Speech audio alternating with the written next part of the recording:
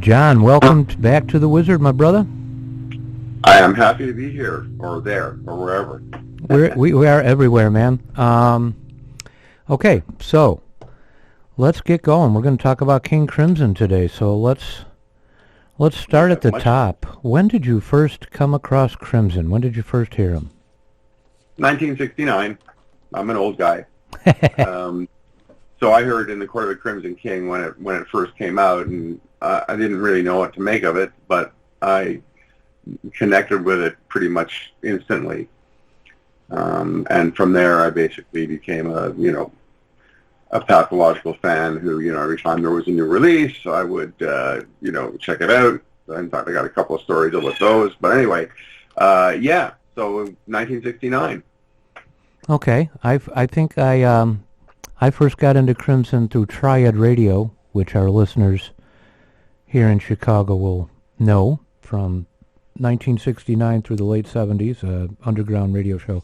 I heard the track In the Court of the Crimson King and was blown away. Actually, I've got that wrong. I heard about them in 73 on Triad. And then I was in a record store and saw they were coming to town at the auditorium, and I thought I should buy their newest album. Having not heard anything but In the Court of the Crimson King, the album, I bought Lark's Tongues and Aspic, and I didn't really get it at first. I wasn't listening to any free form music, no jazz at that point. So, yeah, that was my initial... Well, that means that it's actually probably better that you went from In the Court to Lark's Tongues, because frankly, if you'd heard Lizard, it probably would have completely scared the heck out of you.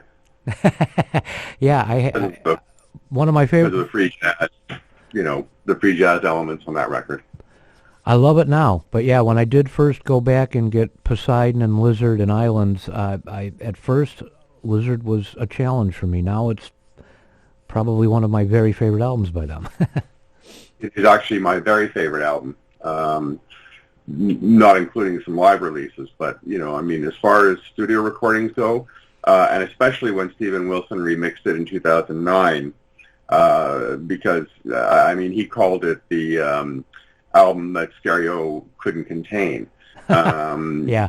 Because it was so dense. It was such there's so much going on that record that it can become, it's intentionally chaotic at times, and it becomes a bit of a challenge to kind of unparcel it and understand what's going on.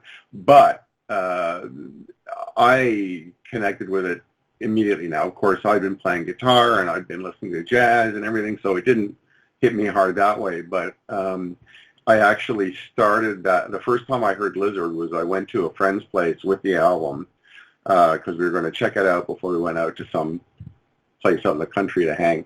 And I will admit freely that hash brownies were had, and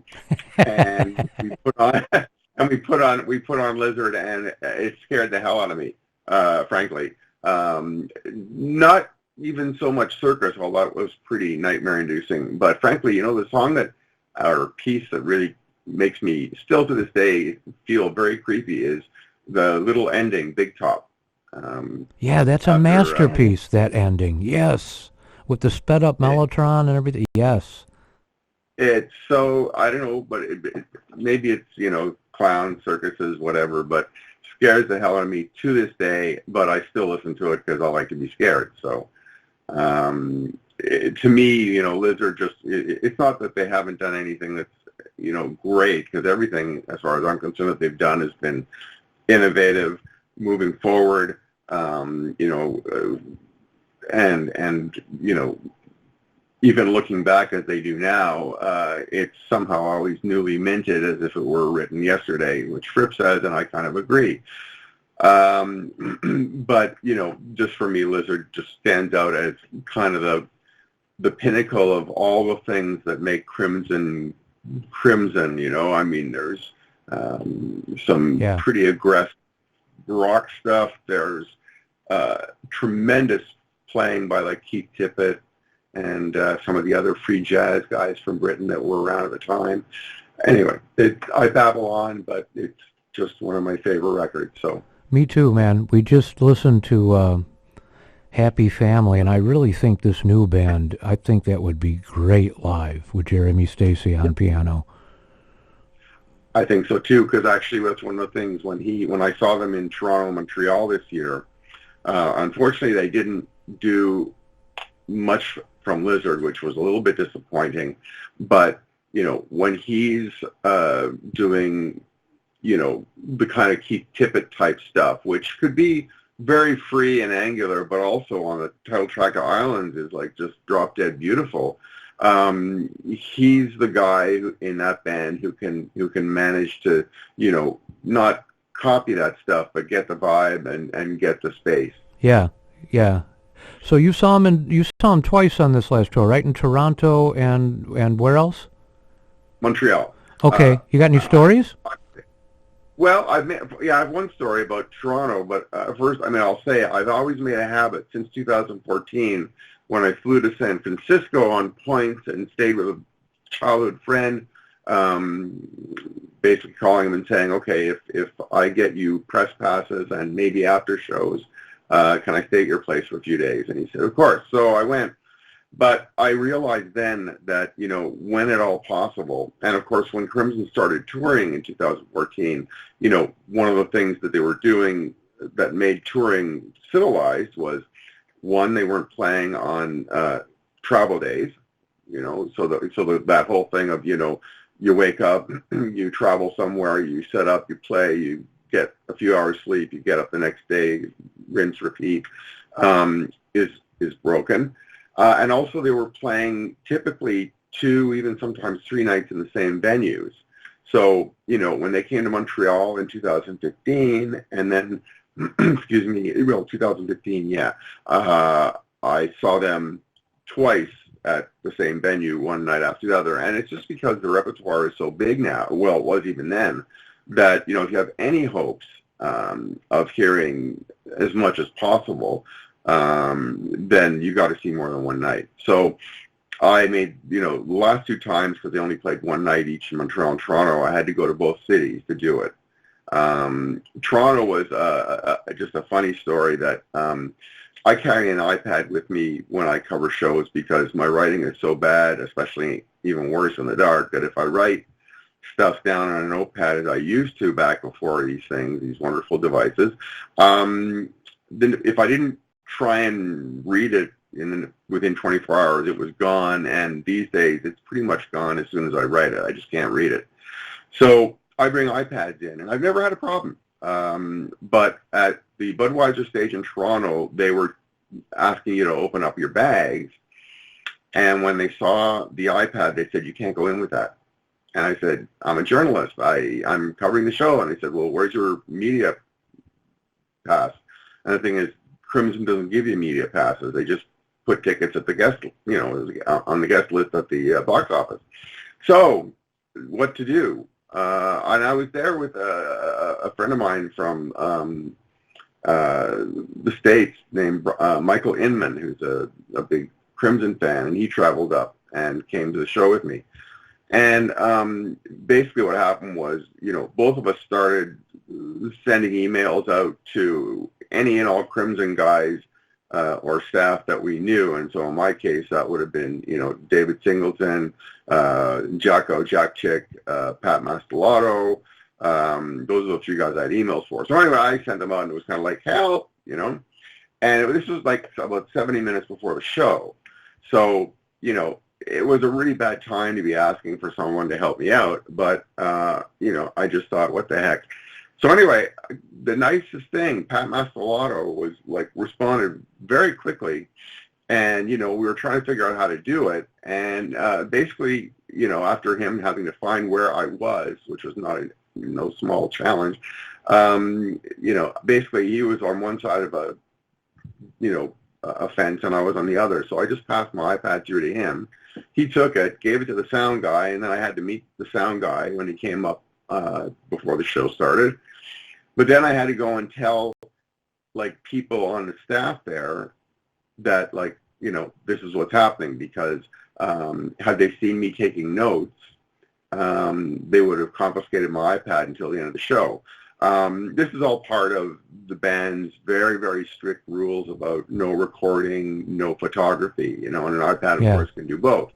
So I understood it, but it was really weird, and it freaked me out, and I felt really bad about getting somebody, but Pat was such a great guy about it. He was so nice about it. I saw him after the show. I didn't go after the show in Toronto, but the next 3 days later in Montreal, we saw each other after the show there, which was one of the best shows I've seen by this band. And he was so great, just no problem, just it was very easy. So it wasn't really, it was not so much funny. It was panic for me.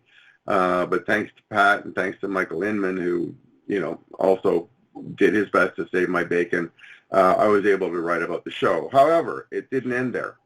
I left the next day for Montreal, where I was going to stay for a couple of nights before seeing them, and write up the show in Toronto. And I get on the train, and I realize I left my iPad in the apartment that the Airbnb thing I stayed at.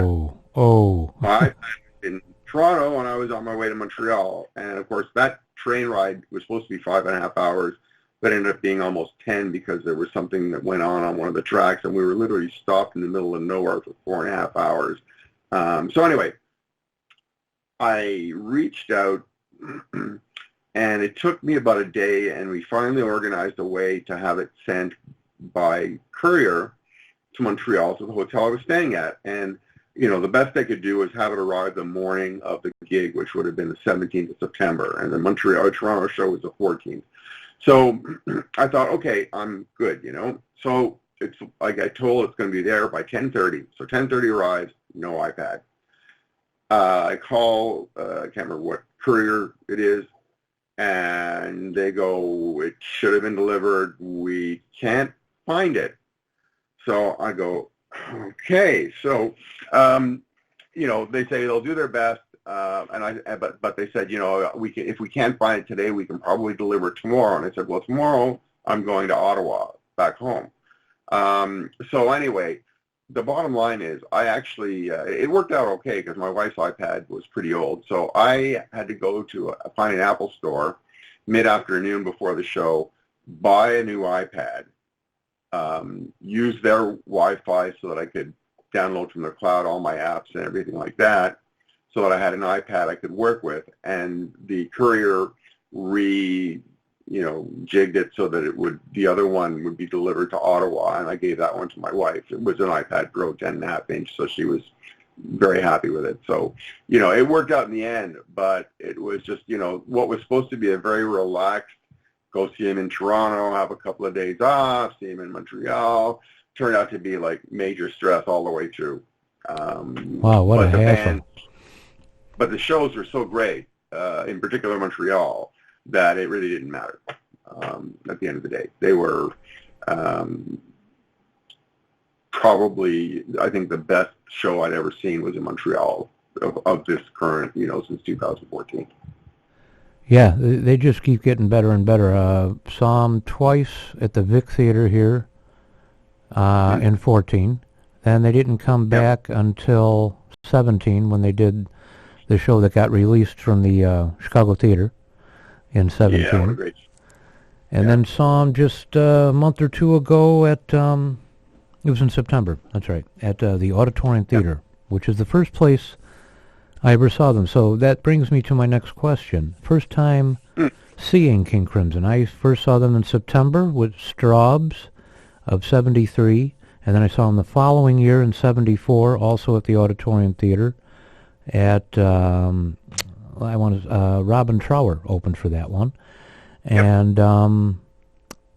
then they were gone, and they came back in 81 or late 80. When was the first time you saw Crimson?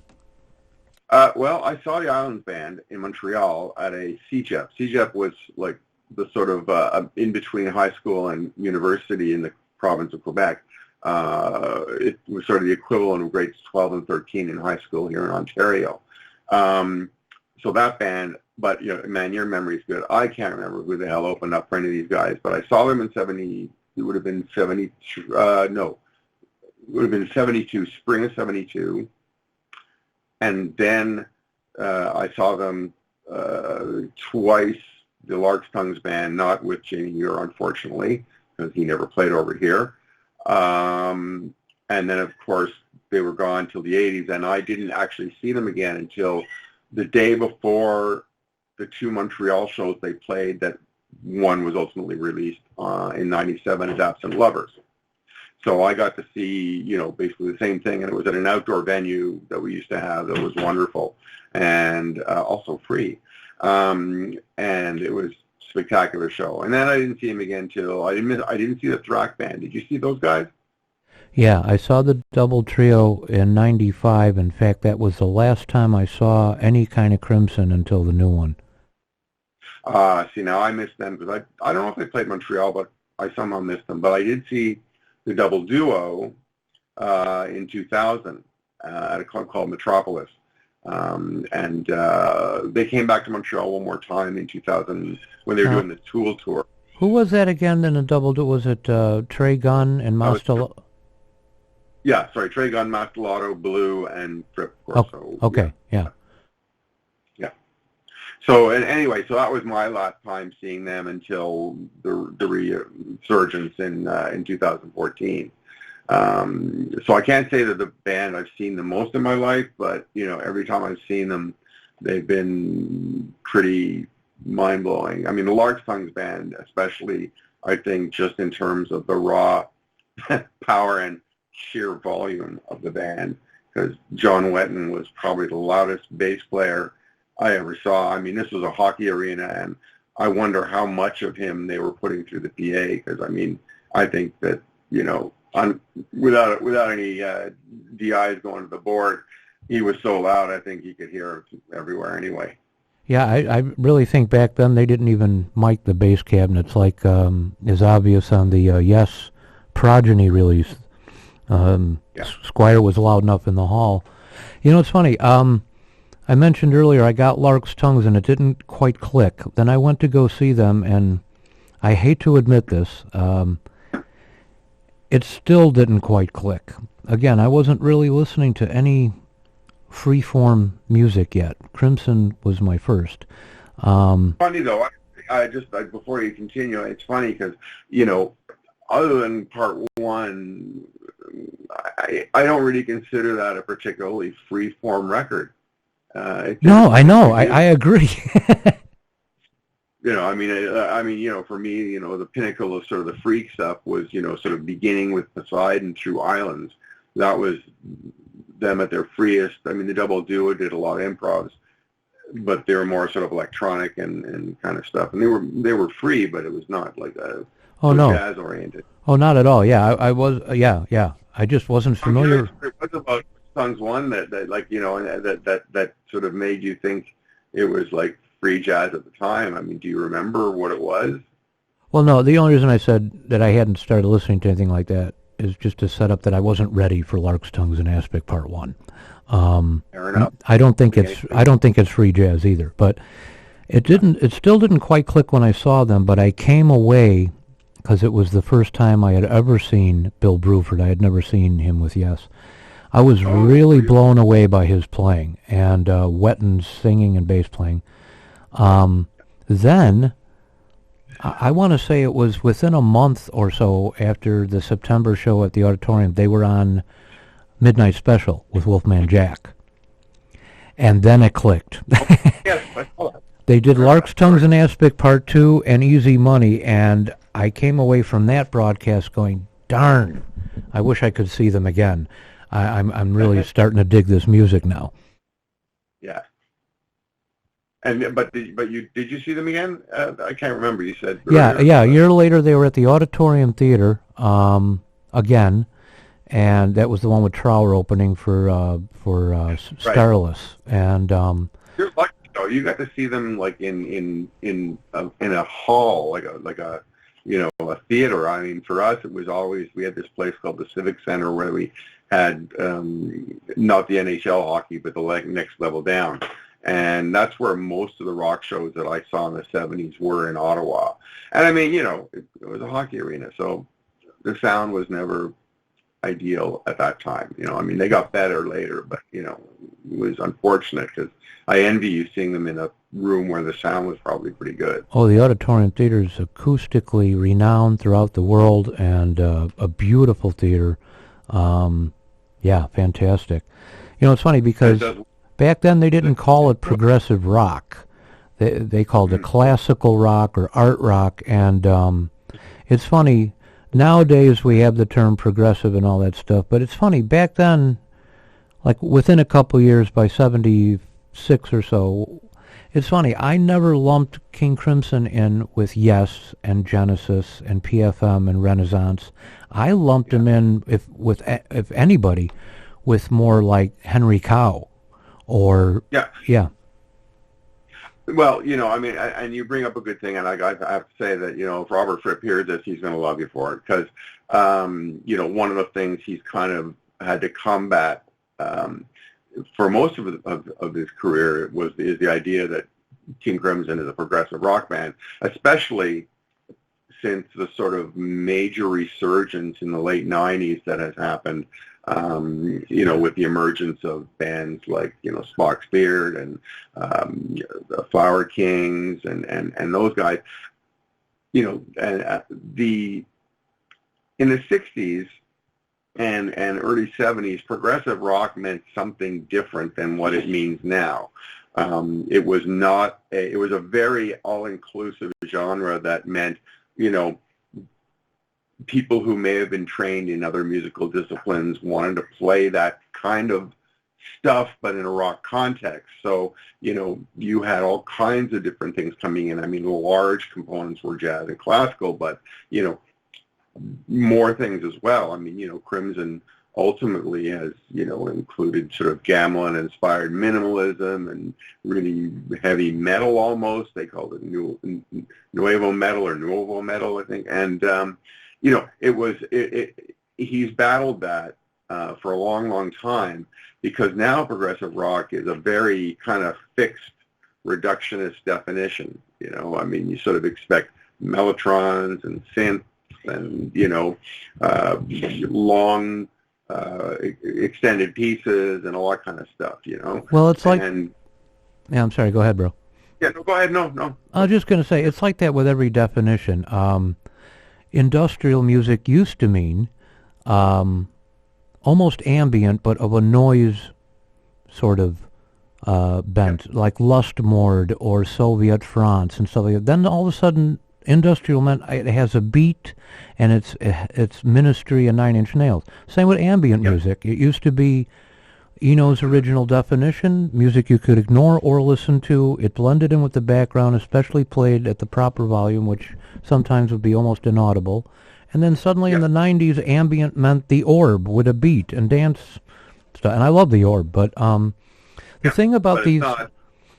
the thing about these terms, progressive and stuff, for me, the thing that attracted me to the bands we were just mentioning is that the music went through changes. You walked from one room to another, and what that meant, when you break it down later and analyze it, which is what all these people do, and I just listen.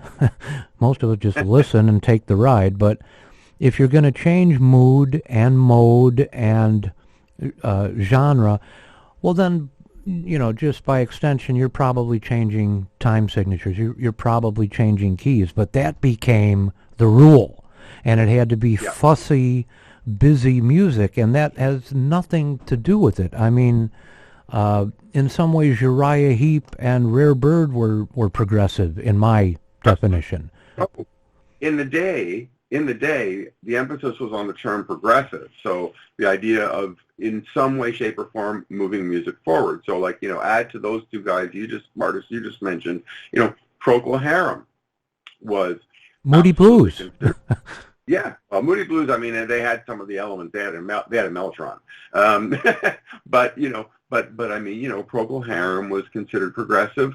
Frankly, the first Black Sabbath album was considered somehow progressive because it was something that had, it's the idea of moving the music forward and incorporating elements from other, from a broad range of genres. I shouldn't say other genres.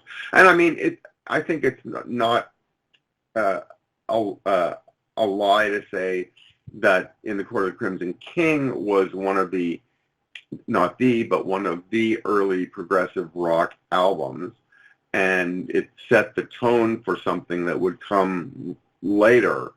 But Crimson never did that. I mean, I consider Robert Fripp to be kind of like the Miles Davis of rock music largely, but even that's too narrow for him.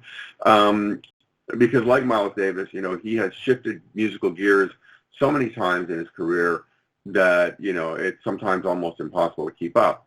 And that's what is, for me, progressive, but I understand why for him, it's an albatross. It's dumbed down now.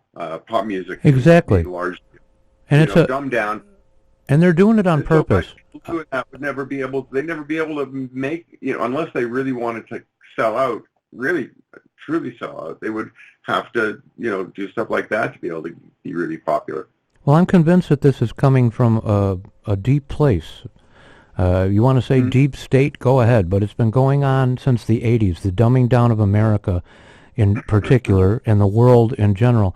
This is why XTC never made it over here. XTC would have made it huge over here if the dumbing down process had not already begun. Yeah. I mean, now Canada was a little different. We, being one of the colonies, our connection to Britain was strong. And so, when I was growing up, I mean, one of the things is most record stores had a section for British imports. Albums that were not released over here, but were released in England. I mean, one great example being Gentle Giant's In the Glass House. But, we had a stronger connection. But the same general dumbing down, I mean, there are lots of people, and I know many of them, who listen to, like, the kind of stuff you and I listen to, and many people do, which is, what I consider to be the good music, which can be very broad. It can be Dylan or it can be Crimson, but they listen to that stuff. But the thing is, the general public, the large, massive people who listen to music at all, or, it's either classic rock or it's this contemporary pop music that is, auto-tuned and so just, I hate to sound like a fuddy-duddy, but I know that they put a lot of work into making this stuff, but I don't hear the result of that work in the, in the finished product, and product being a really appropriate name. So yeah, it's true. I mean, and it's not just with music. I mean, it's with all kinds of different art forms and politics, and, No, it's everything, and that's what led us to what we have now. It's been going on for decades, and anyway, that's another conversation. But but the great thing is that for example, I mean, like in the 70s, I listened. The first time I heard Islands was on a radio station from Montreal, a commercial FM station called TK. Chum, I think it was. And you could hear John Coltrane, the Byrds, and Pink Floyd in the same half hour. And it's really only guys like you and the context in which you live that are able to do that, because most radio stations are like, heavily programmed, like across the entire spectrum of whatever number of stations the people own. So, the opportunity to be exposed to music that might, turn your head and maybe change the way you think about music is also hard to do now. One, because in a commercial sense, it's just not available. Two, because like with things like Spotify, which I don't like, but that's another story. It's like a smorgasbord of all you can eat, and there's just so much stuff there. And how do bands, back to, Miles Davis kind of blue flopping, how do new bands find, an audience? It's a very challenging thing now. Well, a lot of it has to do with the fact that this has been said a million times, there weren't that many television places to get music. That's why the Beatles hit on a Sunday night, because there are only two other things on, And if you were going to watch Yep. TV in America on a Sunday night, you were probably watching Ed Sullivan. Yeah. Likewise, if you got on AM radio, there were different markets. The South was different than the North. The East was different than the West. But basically, if you got on any AM radio and you paid the right people, you were on all over the country. Yep. There's been a concerted effort to dumb everything down and almost a war against creativity. And it happened almost the minute we turned the calendar page from 69 to 70. I was very young at the time, but I noticed things like the me generation, the me decade starting to be coined as phrases almost immediately. And this is propaganda. And the reason, now people may be listening to this and saying, all right, you're getting a bit carried away. Why would anybody have a war against creativity? I'll tell you very simply why. And this is getting off the Crimson subject, and we'll get right back to Crimson. But creativity leads to creativity. It's as simple as that. Inspiration leads to inspiration. And if you want to keep things in a tight little box, you can't have people going off the rails being inspired. If a new symphony comes out, like Rite of Spring, it changes fashion. It changes the bedroom. It changes the classroom. It changes architecture. Inspiration inspires everything else. And the 60s and early part of the 70s proved how fast, how wonderfully, and how wonderfully complete you can change the world almost overnight. And that is a very scary prospect.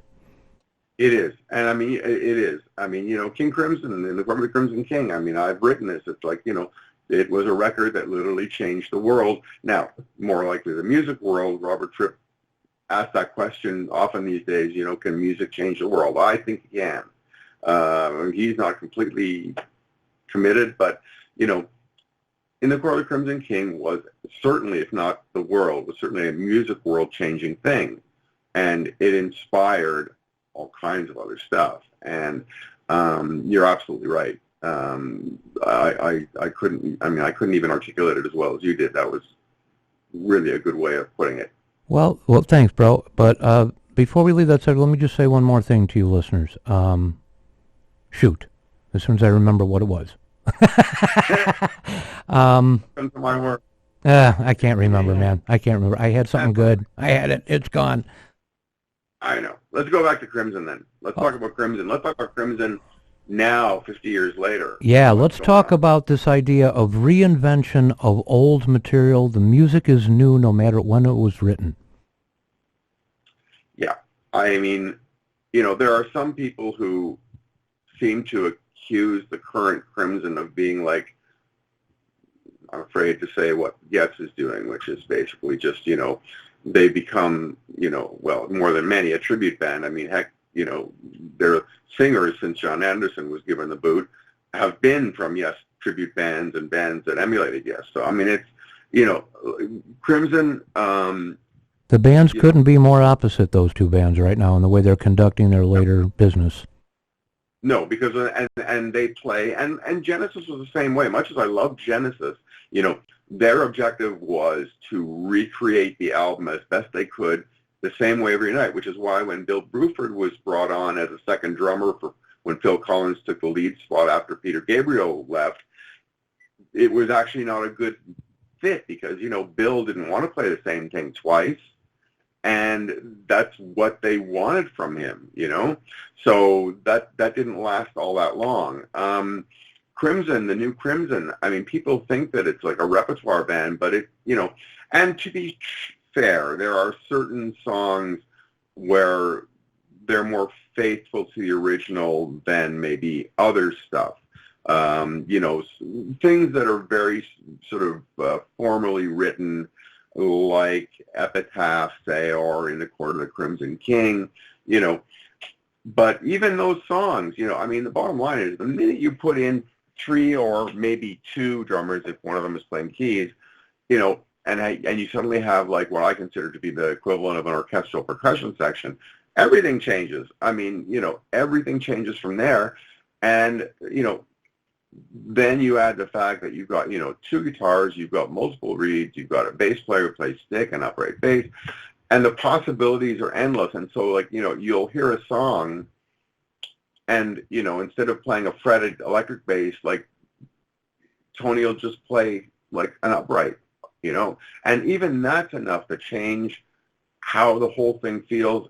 And the other thing is that even in the formally written songs, like there's a lot of interpretation going on all the time. And this is what some people, I think, don't really pay attention to, or I hate to say maybe they don't hear it, but whatever. It's the point that, if you listen to Epitaph one night to the next, sure, all the signatures are there, the verses, the choruses, all that stuff is all there, and there's certain parts that are always there. But if you listen to the way, say, like Tony Levin plays anything in Crimson these days, one night to the next, they just ain't the same. No, not at all. And the improv is more on the inside of this band than it used to be. With the Wetton Bruford Cross Rip band, they would just all out instant composition, and you could tell, oh, they're jamming. But this band, and it's funny you bring up Levin, if you listen to his bass lines on things like Pictures of a City, sometimes he chooses to kind of go with the Peter Giles line, doom, doom, doom, doom, doom. Sometimes he just blows it off and does something else. The improv is definitely on the inside with this band. And let me also say, Crimson never did repertoire. I know you know this, but Crimson never did repertoire. The very fact that they're going to the past is in of itself a new thing. Yeah, absolutely, and the fact that they are playing stuff that has never been played live before, like, I unfortunately have not seen the entirety, but Jacko told me in Montreal that they were playing, and I didn't know this, in some places they were playing sort of the last part of Prince Rupert Awakes, which is the opening track on side 2 of the Lizard Suite, and it was sung by John Anderson. They were actually singing like kind of the last verse and out of that into Bolero, the second piece, into Dawn Song, Battle of the Glass Tears, Prince Rupert's Lament. They played almost the entire second side of Lizard. And, frankly, I've seen everything from Dawn Song through Prince Rupert's Lament. And, when I saw it for the first time, all I could think of was like, I'm actually seeing this perform live, because no previous band could do it. If for no other reason than they were too small. The Islands band, reed player, guitar player, bass player, drummer. So, even if Fripp and Mel Collins played to Mellotron, there was no way they could reproduce the material with all of its layers and also, improvise within that. There was no way they could do that. There just wasn't, there weren't enough players, there weren't enough instruments. Now you've got a band where up to 5 people can be playing keyboards at the same time, if it demands it. It's outrageous. Do you think do you think Fripp will step away and say, all right, I'm stepping down now, but I want Crimson to continue with Adrian Belew or Ian MacDonald, or do you think when Fripp's done, Crimson will be done? I absolutely believe that, because one of the things the only thing that has defined Crimson over 50 years is, and it sounds like an arrogant thing, but it's not. It's what Robert Fripp believes King Crimson to be. He's the one who decides if the music he and or with some people are making is actually Crimson. For example, he collaborated with David Sylvian in the 90s, did a great album called The First Day, and when they toured, they even had Trey Gunn and Pat Mastelotto. That's where Fripp met them. But, the thing is like that was originally kind of looking towards doing a new Crimson, except it wasn't. And, it just wasn't. Crimson is whatever, and, can I define what Crimson is? It's whatever Robert Fripp thinks it is, and I'm not always sure. But when I hear it, and especially with this band, because, no other band has played music from across the entire 50 years. You can hear, a track from In the Court of the Crimson King one moment, and a track from their last studio album, The Power to Believe from 2003, the next. And as completely different as they were and are, they still sound like King Crimson now. And that's a marvel to me, you know, because they, you know, Fripp evolved so much with each band, and the band's changed so many ways. I mean, there's no way you could even connect Discipline to In the Court of the Crimson King, or so you would think. But now you can. Yeah, you can, because there's a quality there. It's not a it's a quality. It's not a type. Yeah, it's just it's very hard to put into words, which is a terrible thing for me to have to say, but it's a hard thing to put into words. But I think that, you know, a lot of it has to do with the idea of reinvention, like you said, you know, improvisation inside the music rather than, you know, as a full-blown spontaneous composition. And the idea that, you know, I think the idea that nothing's sacred. Also, you know, because, I mean, the last Crimson, well, second last, if you consider the short 2008 tour, the 2000 to 2003 Construction of Life, Power to Believe, I mean, some of that stuff was flat out metal, you know.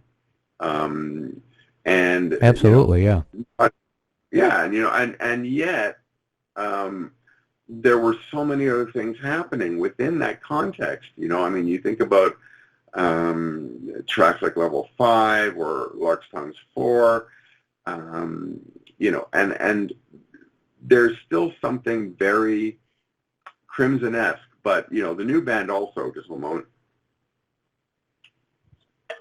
a big change was a return to, and this has allowed them to do what they're doing, a return to a more British-centric thing by, you know, having a singer who's a British guy who, you know, and so, you know, he can sing all those 70s things with absolute credibility, still his own voice, Jacko, but, you know, he can do those things where it, you know, it's very weird to consider maybe like Adrian Belew, you know, singing In the Court of the Crimson King.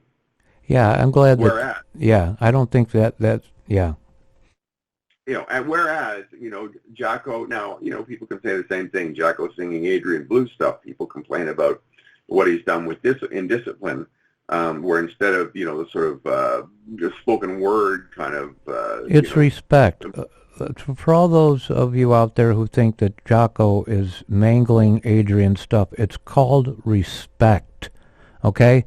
Yeah. If you listen to jazz music, and I'm out with my band doing, I recorded this song on my solo album with trumpet and piano and drums. Now I'm out doing it.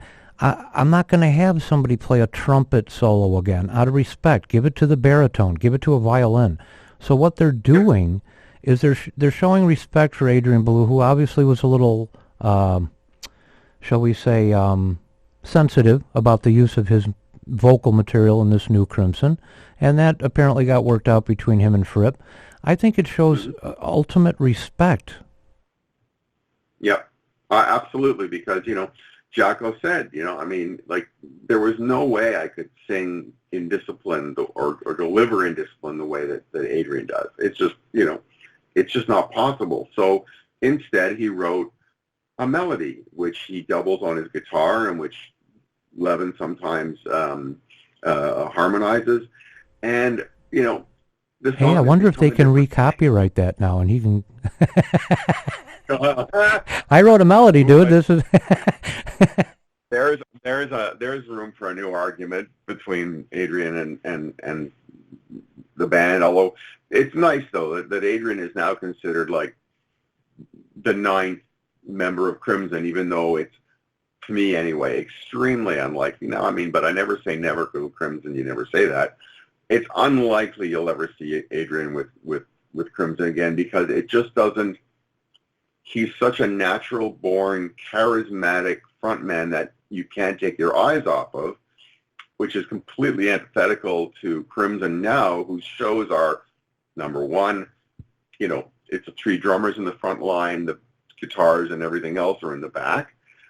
The singer is not like front and center. Jacko is sandwiched between Fripp and Levin on the back line.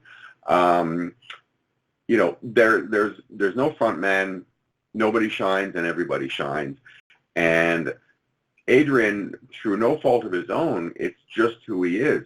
He's the kind of guy who, if he was in there, he would dominate it without really trying to do it. It's just who he is. And no, you're absolutely right, and he can't help it. I went to see Bowie on the Heroes Tour hoping that Fripp and Eno would be there.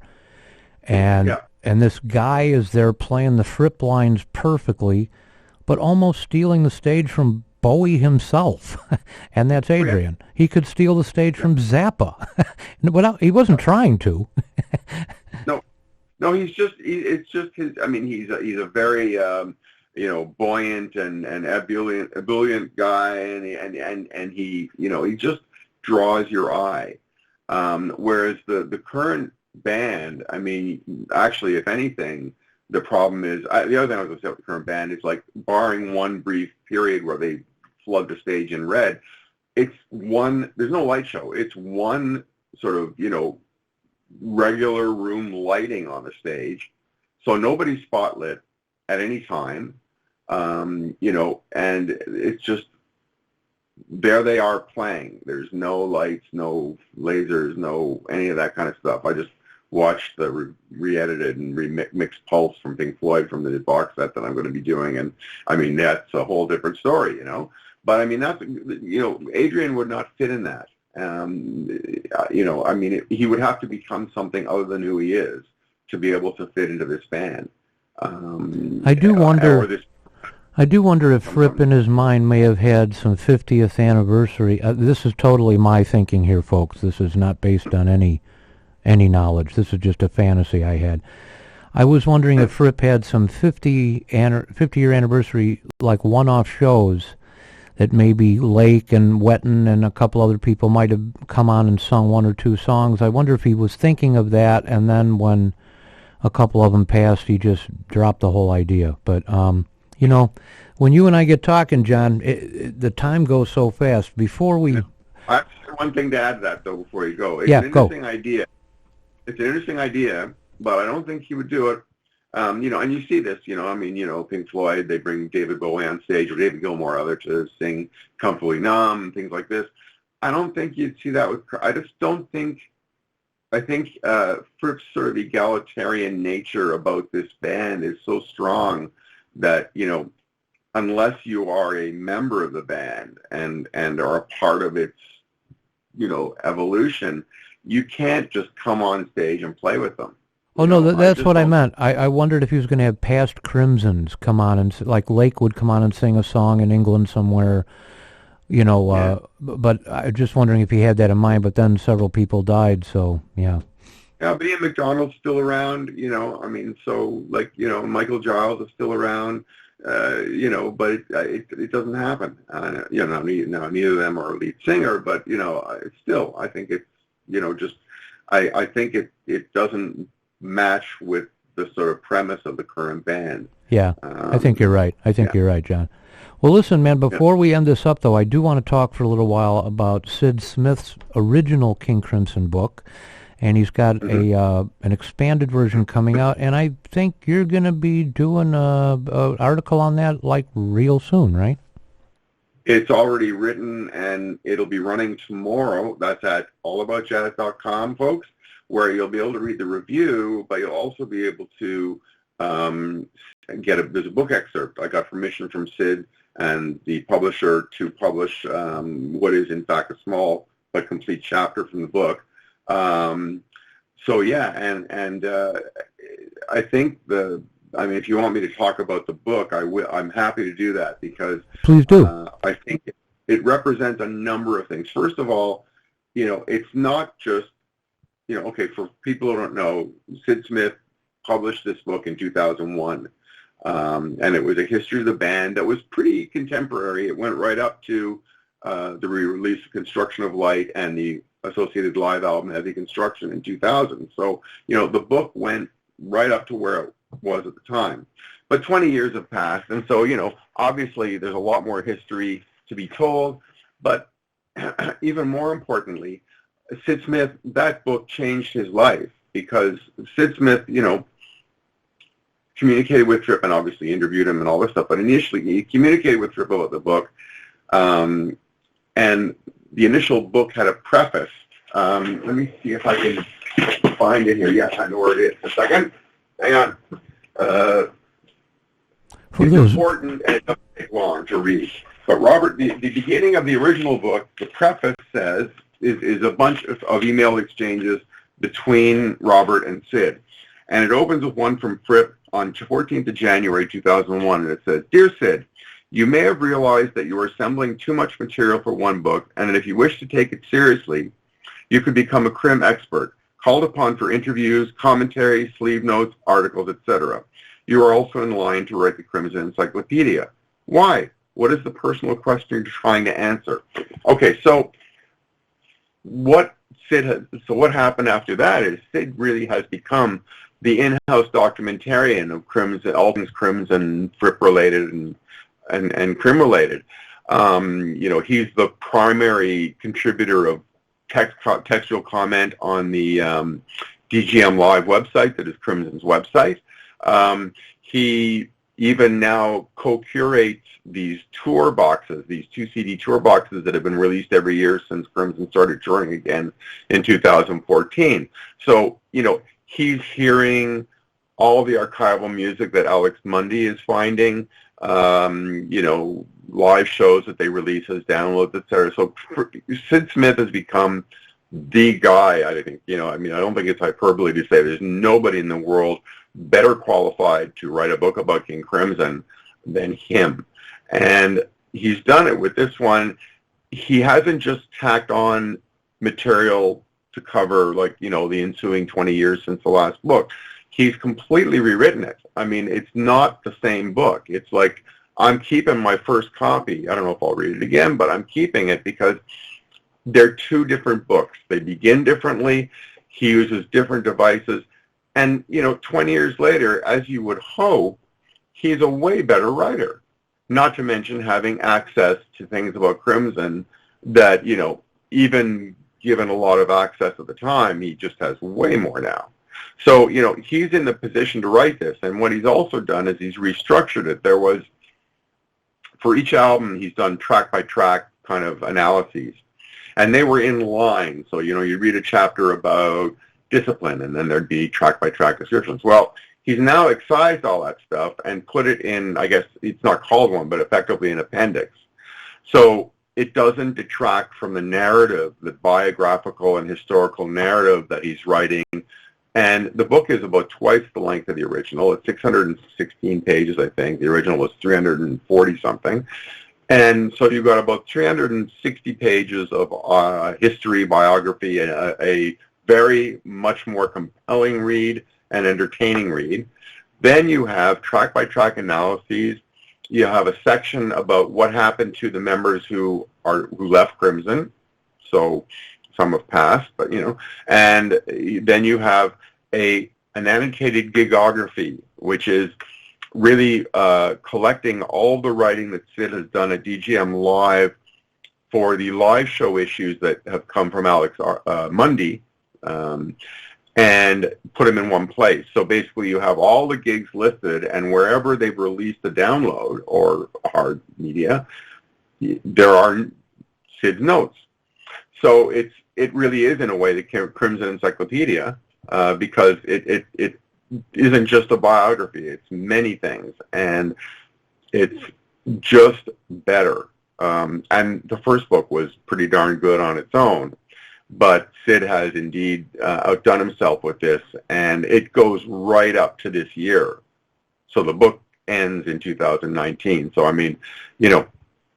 you can't get much more contemporary than that. Well, I can't wait. I have yet to order that, but I have to order the new version. I have the old one myself. And I'm really looking. You'll see.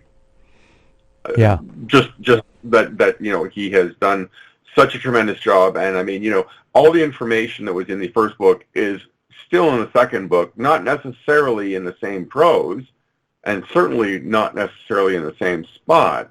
But, there's nothing of any importance that is not in the new book, but there's a whole lot more. And he's gone back and revised even the earlier stuff, because he's just had so much more access to information that he didn't back then, Yeah.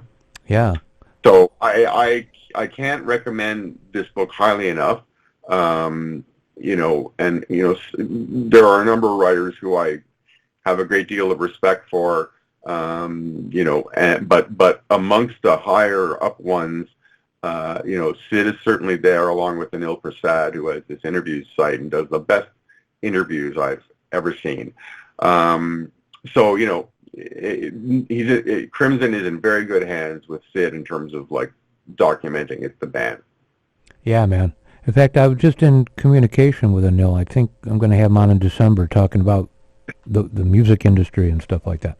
That would be good. Yeah, that'll be cool. Well, listen, man. By the way, it's 2:00. You're listening to WZRD Chicago, 88.3 FM, WZRDchicago.org for streaming, anytime, anywhere, throughout the world and beyond, wherever you can receive the Internet, whenever you will be able to receive the Internet, maybe even after we're gone. If you can find the URL, you'll find the stuff. John, love talking to you, buddy. Love talking to you. You got to come back again in the early part of the new year or the end of this year, and we'll talk about other stuff. And it's been fantastic. And any closing Crimso thoughts? Well, no, only that I'm sort of excited to see what happens next year. I've heard a few rumblings about something that, if it happens, I can't say what it is. If it happens, it's going to just take this Crimson to the next level. I mean, they're attracting bigger crowds anyway, as the years have gone on since 2014. I mean, they're playing a venue this time in Toronto that's almost twice the size of the one they played the last time I saw them. So, and it was pretty full.